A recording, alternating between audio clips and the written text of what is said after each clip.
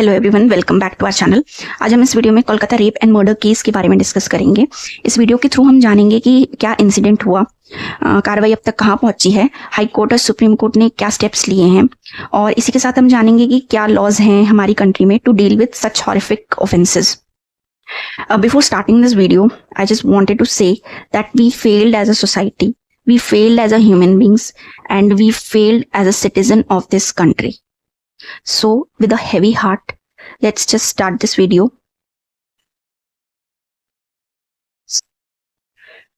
Offence होने के बाद क्या टाइम फ्रेम रहा, पुलिस अथॉरिटी ने क्या क्या स्टेप्स लिए, ये कुछ उनके बारे में इंफॉर्मेशन है। सबसे पहले तो मैं बता दूं कि ये जो टाइमिंग्स हैं ये अभी तक डिस्प्यूटेड हैं, क्योंकि पुलिस पुलिस जनरल डायरी में जो भी एंट्रीज हैं वो अभी भी डिस्प्यूटेड है, क्लैश कर रही हैं वो। सो अभी हम यही मान के चलेंगे।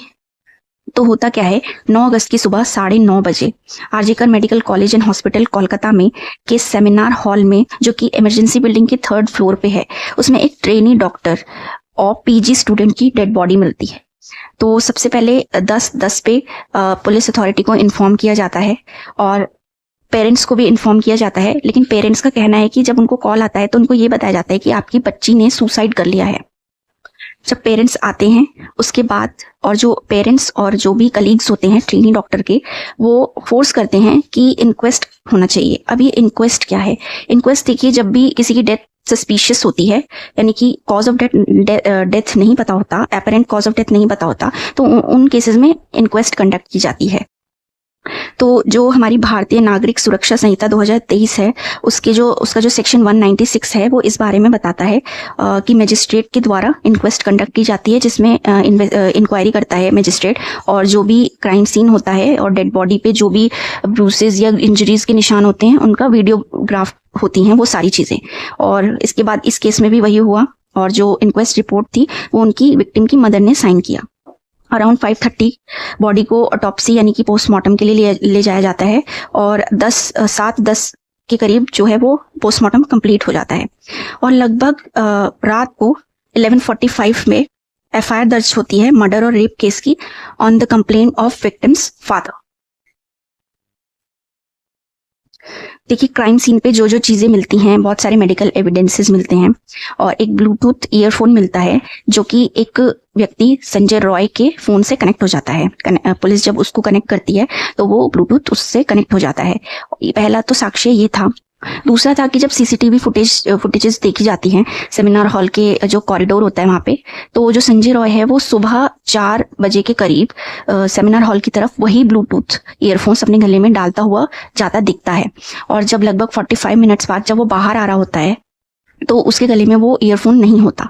तो ये जो 2 एविडेंसेस हैं, इनके बेस पे पुलिस संजय रॉय को अरेस्ट कर लेती है अगले दिन 10 अगस्त सुबह 10 बजे के करीब। तो ये संजय रॉय है और अब तक यही इस केस में अरेस्ट हुआ है। तो सबसे पहले जान लेते हैं संजय रॉय जो है ये कौन है, क्या करता है, और ये हॉस्पिटल में इसको एक्सेस कैसे मिला। तो 2019 में जो ये संजय रॉय है, इसको कोलकाता पुलिस डिजास्टर मैनेजमेंट में इसने ज्वाइन किया था एज अ सिविक वॉलंटियर। इसके सोर्सेस थे कुछ, जिस वजह से कोलकाता पुलिस वेलफेयर सेल में भी शिफ्ट हो जाता है। और फर्दर इसका एसोसिएशन है जो कि कनेक्शंस ही बोलेंगे, जो इसको हेल्प करती है पोस्ट करने में आरजीकर हॉस्पिटल में एज ए सिविक वॉलंटियर। तो ये ऐसे ही काम करता है, और इसको एक्सेस भी इसी बेस में मिला कि इसका आना जाना हॉस्पिटल में होता रहता था। ऑन सेवरल ओकेजन्स ये ऐसा भी करता था कि कुछ एक्सटॉर्ट करता था, जॉब्स के लिए ब्राइब लेता था लोगों से कि उनको हॉस्पिटल्स में जॉब्स मिले, और कंसेशन दिलाने का भी काम करता था, चाहे वो पेशेंट हो किसी को भी। तो यही इसका काम था, और इसी वजह से इसका हॉस्पिटल में आना जाना लगा रहता था, जिस वजह से इसको उस रात भी हॉस्पिटल में ये एंटर कर पाया। फर्दर इसके खिलाफ और भी केसेस हैं। पहली बात, एक और बात है इंपॉर्टेंट, इसको एक पुलिस बाइक भी मिली हुई थी जिसपे पुलिस का स्टिकर था, और इसको ऐसा कहा गया है कि इसको डेली का 5 लीटर पेट्रोल भी मिलता था। खैर, ये जो बाइक है ये सीज कर ली है पुलिस ने अभी। इसके खिलाफ और भी केसेस थे। इसकी वाइफ के अगेंस्ट इसका असॉल्ट करता था ये। इसकी 3 वाइफ्स हैं, और फर्दर और भी एलिगेशंस हैं। कुछ महीने पहले ही इसने किसी नर्स को भी ऐसे ही परेशान किया था, इंटिमिडेट किया था। तो इसका नेचर ही ऐसा है। जब पोस्टमार्टम रिपोर्ट आती है तो कंफर्म हो जाता है कि जो लेडी डॉक्टर थी उनके साथ रेप कमिट हुआ था, forceful penetration was included. Further जो भी इंजरीज मिली हैं, बहुत सारी इंजरीज मिली हैं उनकी बॉडी पे, उनकी आईज दोनों आईज में उनके जो स्पेक्स उन्होंने पहने हुए थे उसके कांच के टुकड़े उनकी आईज में चले गए थे, जिस वजह से शी वॉज ब्लीडिंग। और उनके प्राइवेट पार्ट्स में भी बहुत सारी इंजरीज मिली हैं, लिप्स पे भी मिली हैं। और उनकी जो डेथ हुई है वो स्ट्रैंगुलेशन के थ्रू हुई है। जब किसी भी जो एक्यूज है उसने जो भी हाथ उनके फेस पे रखा होगा जिससे वो चिल्लाए ना, तो उस वजह से क्या हुआ है कि उनकी कार्टिलेज भी टूट गई थी, उनकी कार्टिलेज में भी इंजरी है और जो कि टूट गई थी। जो कॉलर थायराइड जो ग्लैंड होती है उसकी जो कार्टिलेज थी वो ब्रोक डाउन हो गई थी। और बहुत सारे स्क्रैचेस भी मिले हैं दोनों चीक्स पे, लेफ्ट और राइट, उनकी आईज में, उनके लिप्स में, और लेफ्ट लेग में भी उनको बहुत नी पे भी चोट है। तो ये कुछ पोस्टमार्टम रिपोर्ट ने क्लियर की है चीजें। और सबसे बड़ी बात है ये एक चीज वायरल हो रही थी सोशल मीडिया पे कि वो एक 151 grams of semen was found. तो जो ये है ये क्लैरिफाई किया है कि it was not semen, it was uterus weight 151 grams. लगभग एक हफ्ते बाद ऑन 13 अगस्त पिटीशन फाइल जब होती है पेरेंट्स के द्वारा, और भी पिटीशंस फाइल होती हैं कि जो कलकत्ता हाई कोर्ट में, तो कलकत्ता हाई कोर्ट बोलती है इस मामले में कि जो कार्रवाई हो रही है वो बहुत डीले हो रही है और कोई भी प्रोग्रेस अभी तक नहीं हुई है बाय वेस्ट बंगाल पुलिस। तो वो डिसीजन देती हैं कि जो वेस्ट बंगाल पुलिस है वो केस डायरी जो है वो सीबीआई को दे दे, यानी कि अब जो कार्रवाई है, जो अब इन्वेस्टिगेशन फर्दर होगी वो सेंट्रल ब्यूरो ऑफ इन्वेस्टिगेशन के द्वारा होगी। क्योंकि अगर और डिले हुआ तो एविडेंसेस मिटाने की पूरी कोशिश की जा सकती है और टेम्पर भी हो सकता है एविडेंसेस का। ये इंसिडेंस इतना वाइड स्प्रेड प्रोटेस्ट होता है इस इंसिडेंट के अगेंस्ट, सब जस्टिस की डिमांड कर रहे हैं ओवरऑल कंट्री, चाहे वो दिल्ली हो, कोलकाता हो, बेंगलोर हो या कोई और स्टेट हो। तो जो 15 अगस्त की पहले जस्ट 14 अगस्त को मिडनाइट 12 बजे साइलेंट कैंडल मार्च हो रहा था कोलकाता में ही। लेकिन उस प्रोटेस्ट के बीच कोई मॉब घुस जाते हैं। अराउंड ऐसा बोला गया है 7,000 लोग होते हैं उस मॉब में, जो कि अटैक कर देते हैं आरजीकर हॉस्पिटल में और पूरा वेंडलाइज कर देते हैं। आप देख सकते हैं पूरी तरीके से तोड़फोड़ हुई है। तो ये एक इंसिडेंट होता है 14 अगस्त की रात को। सुप्रीम कोर्ट सब देख रहा है, ओवरऑल प्रोटेस्ट हो रहे हैं इंडिया में रेप के अगेंस्ट, जो भी हॉरिफिक इंसिडेंट हुआ, और एक वेंडलाइज भी हो गया, सब हॉस्पिटल में तोड़फोड़ हुई। तो सुप्रीम कोर्ट सुमोटो कॉग्निजेंस लेता है, जिसकी हियरिंग वो 28 अगस्त पे रखता है। सबसे पहले तो सुप्रीम कोर्ट में थ्री जज बेंच होती हैं। तो जस्टिस डीवाई चंद्रचूड़ जो हैं वो एक कंसर्न जताते हैं कि जो सोशल मीडिया पे विक्टिम की फोटोज वायरल हो रही हैं, आइडेंटिटी रिवील हो रही है उसके लिए, और ऑर्डर करते हैं कि सोशल मीडिया से सारी फुटेज, फोटोज और जो डेड बॉडी है इवन उस तक की वीडियो और फोटोज वायरल हो रही थी तो उनको रिमूव करने का ऑर्डर देते हैं। दूसरी वो एक कंसर्न जताते हैं कि जो सेफ्टी है वुमेन की वो आज भी एक नेशनल इंटरेस्ट है और जिसके बिना इक्वलिटी समाज में लाना बिल्कुल भी पॉसिबल नहीं है। दूसरी चीज जो है वो ये सवाल उठाते हैं कि जब जो क्राइम हुआ है वो एक मेडिकल कॉलेज के अंदर हुआ है, उनकी प्रेमाइसेस में हुआ है, तो प्रिंसिपल जो है वहां का, उनकी रिस्पॉन्सिबिलिटी बनती थी कि वो उन सारी चीजों को देख के तुरंत कंप्लेंट करें, एफआईआर दर्ज करवाएं पुलिस मेडिकल अथॉरिटी की तरफ से। लेकिन उन्होंने ऐसा कुछ नहीं किया। इवन अननेचुरल डेथ का केस रजिस्टर्ड हुआ, जबकि अननेचुरल डेथ का केस तब रजिस्टर्ड होता है when there is no one to file an FIR. और यहाँ पर तो खुद प्रिंसिपल और भी हॉस्पिटल अथॉरिटी थे to register FIR. So why FIR has not been registered, ये उनका क्वेश्चन था जस्टिस डीवाई चंद्रचूड़ का। सेकेंड क्वेश्चन जो उन्होंने वैंडलिज्म पे उठाया कि ऐसा कैसे हुआ कि पुलिस, वेस्ट बंगाल पुलिस को पता तक नहीं चला कि 7,000 लोगों की भीड़ आ रही है, या उन्होंने आरजीकर हॉस्पिटल को पूरा ऐसे वेंडलाइज कर दिया। तो ये भी एक सिक्योरिटी इशू, नेशनल इशू और बहुत सारे सवाल खड़े कर देता है यहाँ पे। और फर्दर सीबीआई को कोर्ट ऑर्डर करती है कि आप स्टेटस रिपोर्ट सबमिट करो ऑन 22 अगस्त। फर्दर कुछ गाइडलाइंस देती है सुप्रीम कोर्ट। सबसे पहले तो सुप्रीम कोर्ट को चिंता है सिक्योरिटी की ऑल ओवर कंट्रीज जो डॉक्टर्स और मेडिकल अथॉरिटीज़ हैं उनकी वो इंश्योर करना चाहते हैं कि जो वर्क प्लेस है वो सेफ रहे, ताकि सब अपनी ड्यूटी अच्छे से अच्छे से परफॉर्म कर पाए। तो उनके लिए उन्होंने ऑर्डर किया है कि एक नेशनल टास्क फोर्स पूरी कंट्री में सेट की जाएगी, जिसमें कि डिफरेंट ऑल ओवर कंट्रीज से डॉक्टर्स जो हैं वो उनके मेंबर्स रहेंगे और वो रिकमेंडेशंस देंगे कि क्या इम्प्रूवमेंट होनी चाहिए, क्या हमें लॉज लाने चाहिए जिससे कि to ensure safety of doctors, nurses और भी जो भी मेडिकल अथॉरिटीज हैं उनकी। दूसरी चीज वो नेशनल टास्क फोर्स को ही जो बोलते हैं, जो सेटअप हुई है कि जो भी रिकमेंडेशंस हैं और जो भी रिपोर्ट हैं वो 3 वीक्स के अंदर सबमिट हो। जो नेक्स्ट चीज जो सुप्रीम कोर्ट बोलता है वो वेस्ट बंगाल पुलिस से ऑब्वियसली वैंडलिज्म पे वो रिपोर्ट मांगता है कि कैसे वैंडलिज्म हुआ और क्यों जो है वेस्ट बंगाल जो अथॉरिटी है, पुलिस अथॉरिटी है, वो हैंडल नहीं कर पाई सच वैंडलिज्म। लास्ट वो एक CISF की मतलब सेटअप करती है जो मेडिकल कॉलेज है उनको सिक्योरिटी प्रोवाइड करे। देखिए, एक फोर्स है जिसमें अलग अलग बटालियन शामिल होती हैं, क्योंकि इस जो ये वैंडलिज्म हुआ और जो ये इतना हीनियस ऑफेंस हुआ है प्रेमाइसेस में, तो इससे क्या हुआ है, बहुत सारे डॉक्टर्स के अपने अपने घर लौट चुके हैं। प्रोटेस्ट तो चल ही रहे हैं और लेकिन जो स्पेशली जो लेडी डॉक्टर्स हैं वो सिक्योरिटी के चलते सेफ महसूस नहीं कर रही, जिस वजह से सब अपने घर लौट जाते हैं।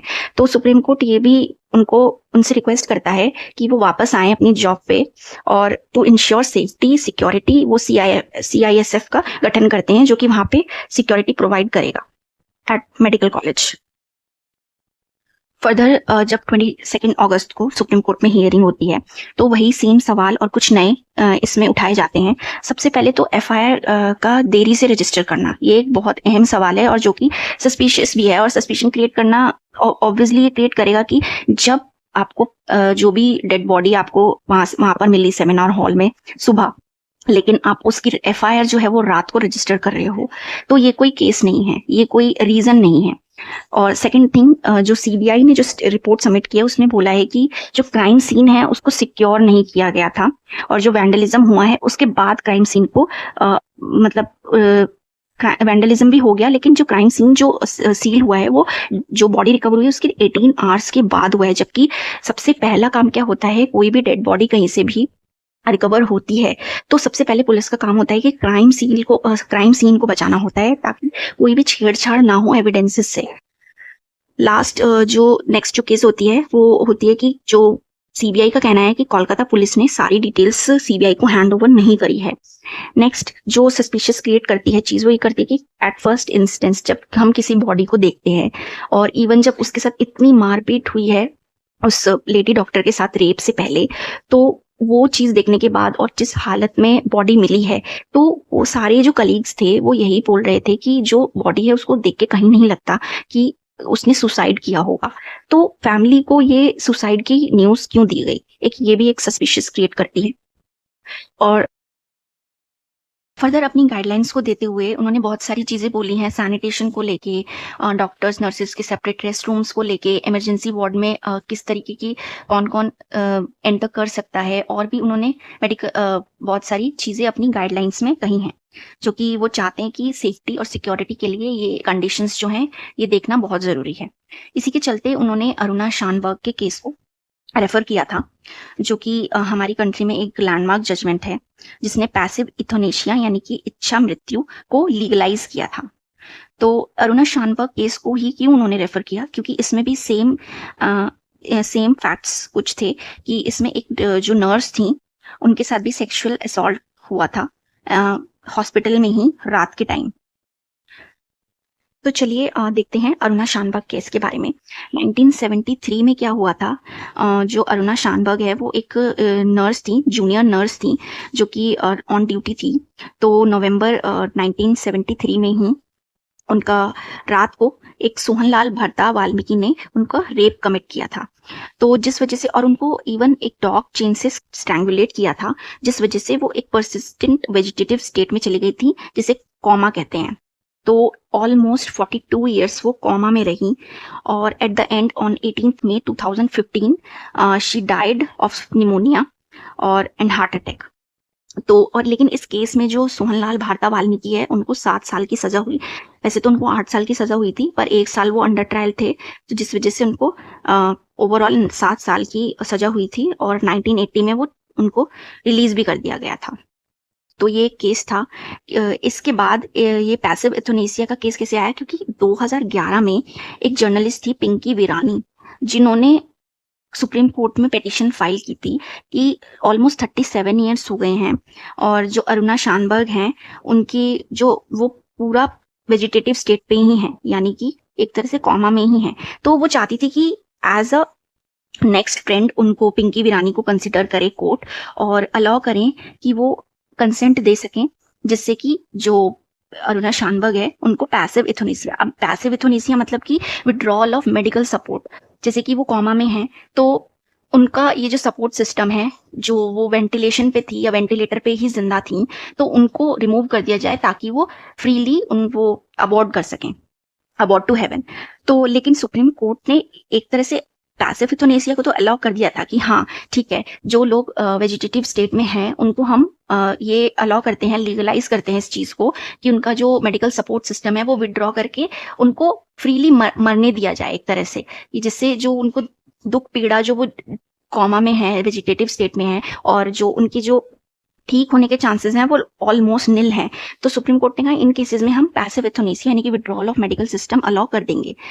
लेकिन यहाँ पे पिंकी वीरानी को एज अ नेक्स्ट फ्रेंड नहीं माना और लगभग सुप्रीम कोर्ट ने माना कि हाँ जो भी जर्नलिस्ट ये पिंकी वीरानी है इन्होंने गुड इंटेंशन से ही ये पिटीशन फाइल की है, जिससे कि वो अरुणा शानबर्ग की नेक्स्ट फ्रेंड बने और वो कंसेंट दे सके ऑन बिहाफ ऑफ हर कि मतलब पैसिव एथोनेसिया दिया जाए उनको। देखिए इस केस में एक चीज और क्लियर हुई थी, पैसिव एथोनेसिया और एक्टिव एथोनेसिया। पैसिव होता है कि उनको किसी इंजेक्ट के द्वारा या किसी मेडिसिन के द्वारा एक्टिवली ना मारा जाए, जब बस उनका सपोर्ट सिस्टम हटा दें जिससे वो खुद ही फ्रीली वो मर पाए, मतलब एक्टिवली ना मार के पैसिवली मारना।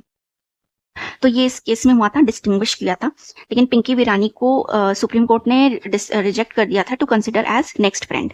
लेकिन कोर्ट ने कहा था कि जो हॉस्पिटल है जो ऑलमोस्ट 37 ईयर्स से अरुणा शानबर्ग को रखे हैं, एक तरह से उनको वो फैमिली की तरह ट्रीट कर रहे हैं, वो नेक्स्ट फ्रेंड है। अगर वो चाहें तो वो कंसेंट ले सकते हैं अगर फ्यूचर में कभी उनको लगे कि हाँ अरुणा शानबर्ग को उनका जो सपोर्ट सिस्टम है वो हटा देना चाहिए, तो उसमें हाई कोर्ट से परमिशन लेके उनको ये कर सकते हैं। लेकिन उस टाइम पे जो हॉस्पिटल है उसने, उनकी जो नर्सेज हैं उन्होंने मना कर दिया था कि हमको कोई प्रॉब्लम नहीं है, we treat her as our family.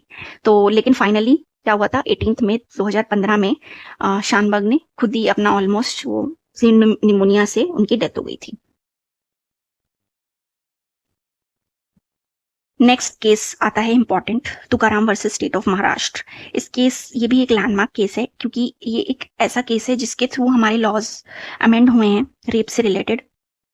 तो ये एक, पहली बात तो ये बहुत ही क्रिटिकल जजमेंट है क्योंकि सुप्रीम कोर्ट में इसमें फिजिकल इंजरीज को लेकर बहुत बड़ा एक स्टेटमेंट दिया था कि अगर एक्यूज्ड के फिजिकल इंजरी नहीं है तो उसमें हम उसकी कंसेंट मानेंगे।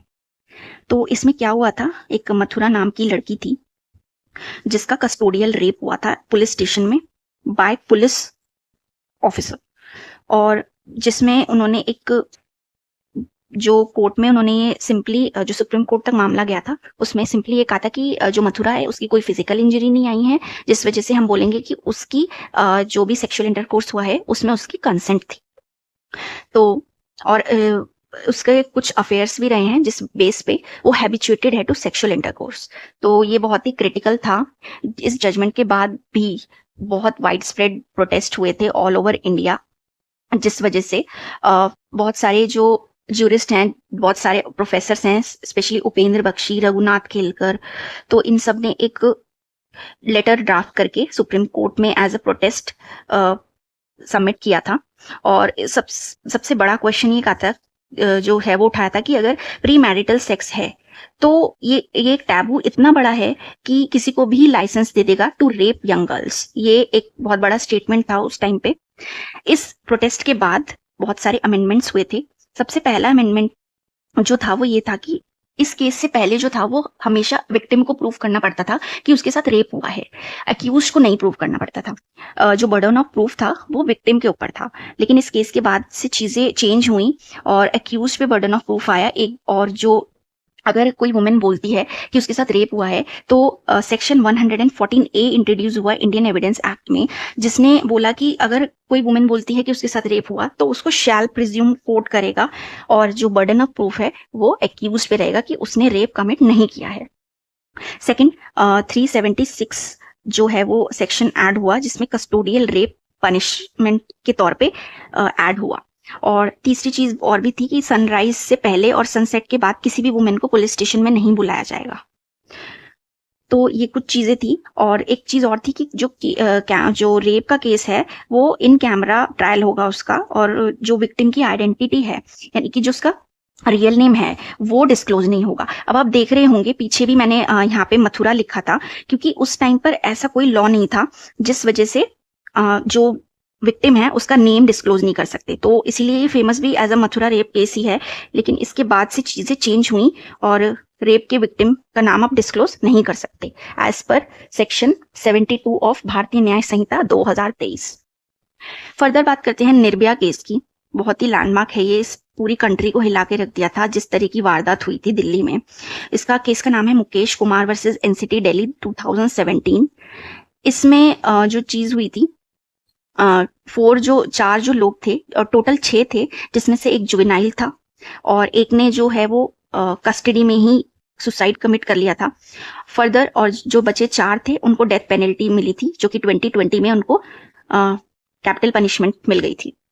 इसके बाद इस जजमेंट के इस निर्भया केस के बाद जो भी ये जो ऑफेंस हुआ इतना हीनियस, उसके बाद जस्टिस वर्मा कमेटी थी जिसने कुछ चेंजेस रिकमेंड किए थे क्रिमिनल लॉ में, जिसकी वजह से क्रिमिनल लॉ अमेंडमेंट एक्ट 2013 आया। बहुत बड़ा अमेंडमेंट था ये क्रिमिनल लॉ में, जिसमें कि sexual assault, acid attacks, rapes के बहुत प्रोविजंस ऐड हुए थे और कुछ चेंजेस भी हुए थे। मेजर चेंज थे रेप से related section 375A, B, C, D में गैंग रेप था जिसको 2013 में ही इंसर्ट किया गया, जिसमें पनिशमेंट गैंग रेप की 20 साल दी हुई थी। फर्दर उन्नाव केस आया 2018 में, जिसमें एक लड़की यूपी के उन्नाव में कोई सेंगर, कुलदीप सिंह सेंगर नाम के लीडर ने एक लड़की का रेप कमिट किया और बाद में उसके फादर को भी मार दिया था। तो उसी के चलते ये जो क्रिमिनल लॉ अमेंडमेंट एक्ट 2018 आया, जिसमें कि जो वो लड़की थी वो माइनर थी। इसी के साथ एक कटुआ रेप केस भी आया था जिसमें एक माइनर लड़की के साथ रेप हुआ था।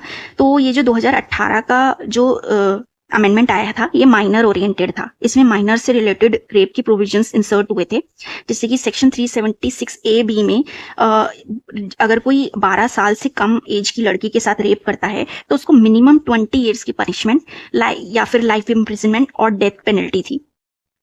सेक्शन 376D-A में अगर कोई 16 ईयर्स से कम लड़की के साथ गैंग रेप करता है तो उसको लाइफ इम्प्रिजनमेंट या फिर डेथ पेनल्टी। सेक्शन 376D-B में अगर कोई 12 साल की कम उम्र की लड़की से गैंग रेप करता है तो उसको लाइफ इम्प्रिजनमेंट और डेथ पेनल्टी थी। लेकिन फिलहाल 2023 में भारतीय न्याय संहिता आ गया, जिसमें कि कुछ मेजर चेंजेस नहीं हुए हैं। एक सेपरेट चैप्टर 5 बना दिया गया है जिसमें offences against women and child हैं। इस चैप्टर में सेक्शन 63 से 99 तक हैं, जिसमें कि सेक्शन 63 to 71 तक रेप ऑफेंसेस हैं। 72 में क्लियरली मेंशन है कि आइडेंटिटी विक्टिम की डिस्क्लोज नहीं करनी, जिसकी सजा 2 साल या फाइन है, 2 साल और फाइन है। और इसमें एक इंपॉर्टेंट सेक्शन ऐड हुआ है, सेक्शन 69, जो कि बोलता है कि किसी भी डिसीटफुल मीन्स से किसी भी लड़की के साथ इंटरकोर्स किया जाता है तो उसकी 10 साल तक की सजा और एंड फाइन है।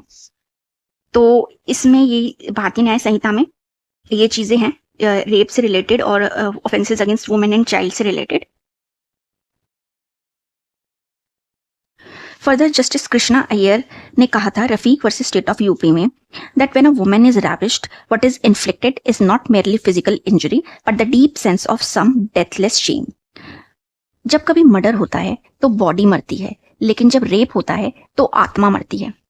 ये वाक्य जस्टिस कृष्णा अय्यर द्वारा कहा गया था और ये सही भी है। बात करें अगर कि क्या हमारी कंट्री में जो लॉज हैं, रेप लॉज हैं, वो सफिशिएंट हैं या नहीं, या अगर सफिशिएंट हैं तो क्यों बार बार हमारी कंट्री में ऐसे क्राइम्स हो रहे हैं।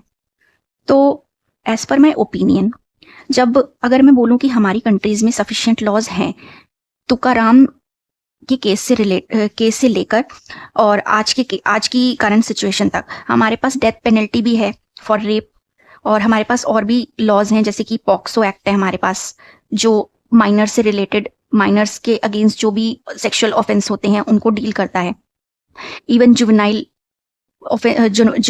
एक्ट भी है हमारे पास, जुवेनाइल जस्टिस एक्ट 2015 में हम लेके आए थे, जिसमें हमने और लॉज को स्ट्रिक्ट किया था, जिसमें हमने 16 से लेके 18 तक के जुवेनाइल को, अगर वो ऐसा कोई हीनियस क्राइम करता है तो उसको हम एज अ एडल्ट ट्राई करेंगे, ऐसे हम चेंज लाए थे। क्योंकि जब हमने निर्भया केस में देखा था तो 6 एक्यूज में से एक जो एक्यूज था वो जुवेनाइल था, लेकिन ऐसा फैक्ट्स से सामने आया था कि सबसे ज्यादा जो क्रुएलिटी की थी वो उस जुवेनाइल ने ही की थी, लेकिन एट दैट टाइम हमारे पास ऐसा कोई प्रोविजन नहीं था, तो हमने उसे एज ए जुवेनाइल ही उसका ट्रायल किया था और उसको रिफॉर्मेटिव होम में भेज दिया था। लेकिन हम फिर 2015 में जुवेनाइल जस्टिस एक्ट लेके आए थे, जिसमें हमने ये प्रोविजन डाला था कि 16 से 18 के बीच अगर जुवेनाइल है और वो ऐसा कोई हीनियस क्राइम करता है तो उसको एज अ एडल्ट ट्राई करने का हमने प्रोविजन रखा था। पॉक्सो एक्ट है, और भी हम जो 2013 में जो जस्टिस वर्मा कमेटी के तहत हम जो उनकी रिकमेंडेशन पे हम 2013 का अमेंडमेंट लाए, उनसे भी हमने काफ़ी स्ट्रिक्ट लॉज लाए थे, 2018 में लाए थे। इवन हमारे पास रेयरेस्ट ऑफ रेयर के लिए डेथ पेनल्टी तक है। देखा जाए तो निर्भया जो है वो रेयरेस्ट ऑफ रेयर की कैटेगरी में आता है। इवन जो ये कोलकाता रेप केस है ये भी रेयरेस्ट ऑफ रेयर की में आता है। तो एज पर माई ओपिनियन की लॉज में कोई कमी नहीं है। इवन जब हमारे पास मर्डर के केस में भी डेथ पेनल्टी है, लेकिन हम देखते हैं मर्डर तो होते हैं, वो रुके नहीं हैं। तो कमी कहाँ है? सबसे फर्स्ट जो कमी मैं बोलना चाहूंगी वो इम्प्लीमेंटेशन में है। हमारे पास फास्ट ट्रैक कोर्ट्स होते हुए भी जस्टिस बहुत डिले हो जाता है। जैसे कि हमने निर्भया केस में देखा था, 16 दिसंबर 2012 में वो क्राइम कमिट हुआ था और 2017 में जो है वो सुप्रीम कोर्ट ने 4 एक्यूज को डेथ पेनल्टी दी थी, लेकिन एक्चुअल इम्प्लीमेंटेशन कैपिटल पनिशमेंट जो मिला था 4 एक्यूज को वो 2020 में मिला था। तो इतना डिले हो गया, and that too even when the trial was going in through fast track courts. तो ये इम्प्लीमेंटेशन है जो एक क्रिमिनल को बढ़ावा देता है, क्राइम को बढ़ावा देता है, कि वो इन पनिशमेंट से डरता नहीं है, उसको लगता है कि मैं किसी भी तरह से बच जाऊंगा। सबसे पहला इम्प्लीमेंटेशन। दूसरी चीज मैं बोलना चाहूंगी कि एजुकेशन सिस्टम यहाँ पे बहुत बड़ा फेलियर है एजुकेशन सिस्टम का, जो प्रॉपर स्कूल्स में एजुकेशन नहीं दी जाती क्राइम से रिलेटेड और इन ऑफेंसेस से रिलेटेड। तो ये मैं कहना चाहूंगी इवन चाहे वो बॉयज हों चाहे वो गर्ल्स हों, दोनों को बचपन से ही एजुकेशन इन सब चीज़ों की होनी चाहिए। दूसरी, पॉवर्टी भी एक मेन रीज़न है जो बहुत ही हीनियस क्राइम कमिट करने को बढ़ाता है, क्योंकि इससे लोग फ्रस्ट्रेशन निकालते हैं क्राइम कमिट करके। तीसरा, इलिटरेसी। अगेन ये एजुकेशन की वजह से है कि इलिटरेसी जहाँ पे होगी वहाँ पे क्राइम्स ज़्यादा देखे ही गए हैं, ये डेटा बताता है हमें। तो इलिटरेसी, एजुकेशन, पॉवर्टी, ये 3 फैक्टर तो हैं ही कि इन सब की फेलियर की वजह से ये इतने हीनियस क्राइम होते हैं। लोगों को पता ही नहीं होता कि हम जो कर रहे हैं वो उसके क्या कॉन्सिक्वेंसेस हो सकते हैं, या वो क्या कितना गलत है समाज में। क्योंकि जब हम किसी भी पॉवर्टी प्रोन एरिया में देखते हैं तो हम देखते हैं कि ये सब जो स्लैंग लैंग्वेज हो गई, वुमेन को ऑब्जेक्टिफाई करना, या मतलब कुछ भी उनको गलत तरीके से ट्रीट करना, डोमेस्टिक वायलेंस, ये बहुत नॉर्मलाइज है। लोगों ने इतना नॉर्मलाइज कर लिया है कि उनको यही नहीं पता कि वो जो डेली बेसिस पे कर रहे हैं वो क्राइम है। तो एक ये रीजन हुआ। दूसरा रीजन ये हुआ कि जब हम क्रिमिनल लॉ पढ़ते हैं तो हम देखते हैं कि सबसे पहला जो स्टेज आता है क्राइम का वो इंटेंशन आता है, लेकिन इंटेंशन से पहले जो साइकोलॉजिकल लेवल पे जो घटनाएं दिमाग में चल रही हैं वो भी बहुत बड़ा रोल प्ले करती हैं to commit such type of offences. जैसे कि जब हम देखते हैं कि किसी भी व्यक्ति का माइंडसेट कैसा है, वो बहुत बड़ा रोल प्ले करता है कि वो व्यक्ति कैसा है, कि वो क्राइम करने में कितना अपने आप को पावरफुल महसूस करता है, या उसके दिमाग में डर जब नहीं होता। माइंडसेट काफी सारी चीजों से बनता है।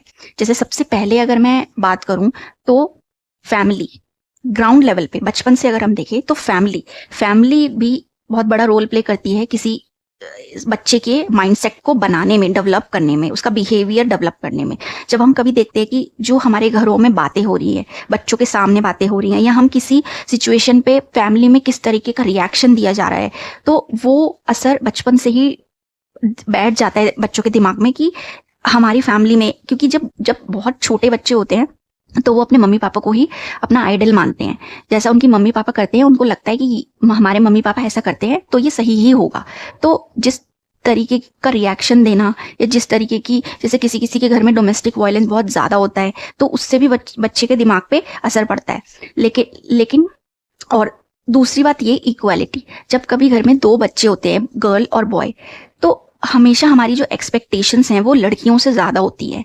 हम जो भी लॉज या जो भी रूल्स हम लगाते हैं वो ज़्यादा लड़कियों पे ही लगाते हैं। लड़कों को उनको फ्रीडम ज़्यादा दी जाती है एज कम्पेयर टू गर्ल्स। हालांकि अभी भी कुछ फैमिलीज हैं जो इस चीज़ को नहीं मानती हैं, लेकिन 90% से भी ज़्यादा इंडियन सोसाइटी में आज भी ये चीज़ है कि लड़की और लड़कों में फ़र्क करते हैं। रूल्स ज़्यादा लड़कियों के लिए हैं, एक्सपेक्टेशंस ज़्यादा लड़कियों के लिए हैं और लड़कों के लिए नहीं है, जिससे लड़कों के दिमाग में ये आता है कि हम तो लड़के हैं, हम कर सकते हैं, हम बच भी जाएंगे।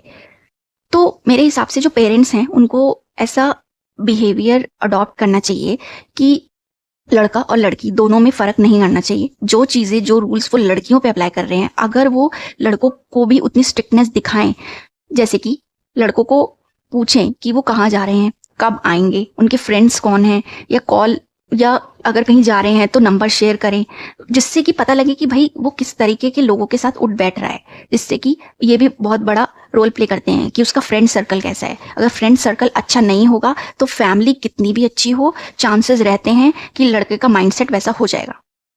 तो मेरे हिसाब से लड़कियों को जितना प्रिवेंट करते हैं उतना ही हमें लड़कों को रोकना चाहिए, उनको भी उतनी स्ट्रिक्टनेस दिखानी चाहिए, जिससे कि उसे लगे कि हाँ, अगर मैं कुछ गलत करूंगा, चाहे वो छोटे लेवल पे ही करे, क्योंकि चीजें छोटे से ही बड़ी होती हैं। अगर आप छोटे को इग्नोर करोगे तो आगे जाके वो बड़ा करेगा ही। सेकेंडली, उसकी बिहेवियर नोटिस करना कि वो किस चीज पे हंस रहे हैं, किस जोक पे वो उनको हंसी आ रही है, किस जोक को वो क्रैक कर रहे हैं, किस टाइप का बिहेवियर है, किस टाइप की मेंटालिटी है, ये भी बहुत बड़ा रोल प्ले करती है। लास्ट जो चीज़ है वो ये है कि जब हम मूवीज, सॉन्ग्स या कोई भी एडवर्टीजमेंट या कोई भी ऑब्सीन चीज़ें देखते हैं तो वो भी हमारे दिमाग पे बहुत असर डालती हैं। जैसे कि अभी OTT पे बहुत सारी ऐसी वेब सीरीज हैं जिसमें क्राइम सीन्स और बहुत सारे वुमेन ऑब्जेक्टिफाई करते हैं, और वो बहुत नॉर्मल वे में करते हैं, जिससे कि जो भी उसको देख रहा है उसको लगता है कि ये तो बहुत ही नॉर्मल है। अगर वो किसी भी लड़की को, अगर जैसे कोई भी लड़का कोई राह चलती लड़की को छेड़ देता है तो उसको ये बहुत नॉर्मल लगता है। कभी कभी क्या होता है, जब कोई बच्चा उस चीज़ को देख रहा है तो वो इतनी ईजिली उस चीज़ को कैच करता है, उसको लगता है कि ये बहुत अच्छी चीज़ है। और ऐसा देखा भी गया है, क्योंकि जो OTT हैं उन पे, अगेन इट्स माय ओपिनियन, आपका कुछ और हो सकता है, तो ये जो OTT प्लेटफॉर्म्स हैं इन पे सेंसर नहीं है अभी, तो इसको कोई भी इजीली देख सकता है, कोई भी एज ग्रुप का बच्चा।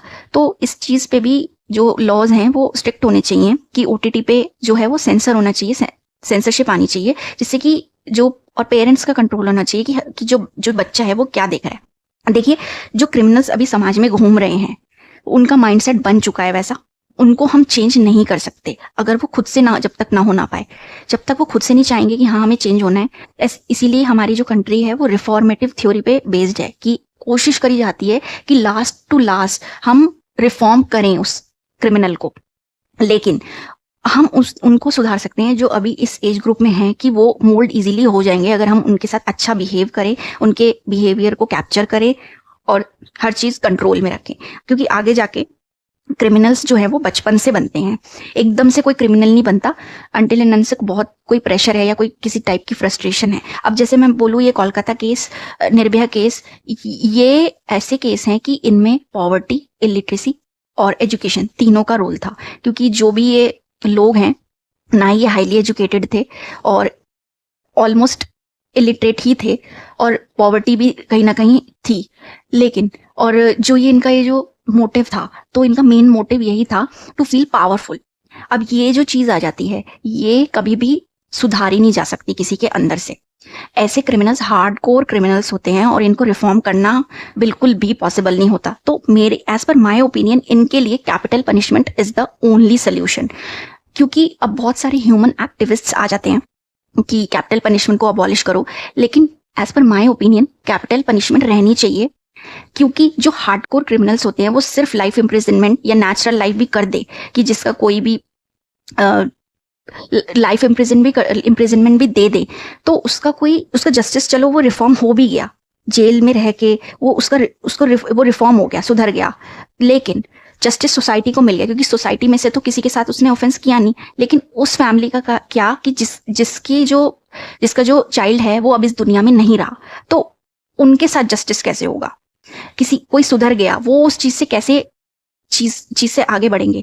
तो मेरे हिसाब से जो हीनियस क्राइम और रेयरेस्ट ऑफ रेयर होते हैं, इनमें कैपिटल पनिशमेंट ही होनी चाहिए। लेकिन अगर समाज को ओवरऑल सुधारना है तो माइंडसेट चेंज करना बहुत जरूरी है। क्योंकि जब हम देखते हैं 2024 चल रहा है, आज भी नॉट इवन लड़कों की ही नहीं, बहुत सारी ऐसी औरतें भी हैं, जब कभी ऐसा हीनियस क्राइम होता है किसी भी लड़की के अगेंस्ट, तो वो लड़की को ही दोष देती हैं। जब निर्भया का केस हुआ था तब भी बहुत सारे ऐसे लोग थे जिन्होंने उस पे क्वेश्चन उठाए थे कि इतनी रात को वो बस में कर क्या रही थी, वो भी एक लड़के के साथ, क्यों वो बाहर गई, 9 बजे वो बाहर क्यों गई? तो ऐसे अभी भी हैं, अभी भी ऐसे जो लोग हैं वो समाज में रहते हैं, जो अभी भी आज भी अगर कोई ऐसा क्राइम हो जाता है तो वो लड़की पे ही क्वेश्चन करेंगे, उसके कपड़ों को लेकर जज करेंगे, उसके कपड़ों पे सवाल उठाएंगे। और ये करते हुए वो भूल जाते हैं कि रेप तो 5 साल की लड़की का भी होता है, 3 साल की लड़की का भी होता है, एंड इवन 8 महीने की लड़की का भी होता है। जो कटुआ रेप केस हुआ था वो एक बहुत छोटी बच्ची माइनर थी जिसका वो रेप हुआ था, उन्नाव में भी वो माइनर थी। तो ये भूल जाते हैं। तो ऐसे लोग समाज में हैं, और जो चेंज आएगा वो इन्हीं के बीच रह के आएगा। और जो शुरुआत है वो घर से होती है। जब माइंडसेट चेंज जब तक लोगों के नहीं होंगे तब तक ऐसे क्राइम नहीं रुकेंगे। लॉज हमारे पास सफिशिएंट हैं, और अगर हम इनकी इम्प्लीमेंटेशन भी अच्छे से कर दें तो लॉज से कभी भी माइंडसेट चेंज नहीं हो सकता किसी भी क्रिमिनल का। तो एट लास्ट मैं यही कहना चाहूंगी that rape is not just a women issue, it's about men who stop behaving like human beings and start behaving like animals. Thank you.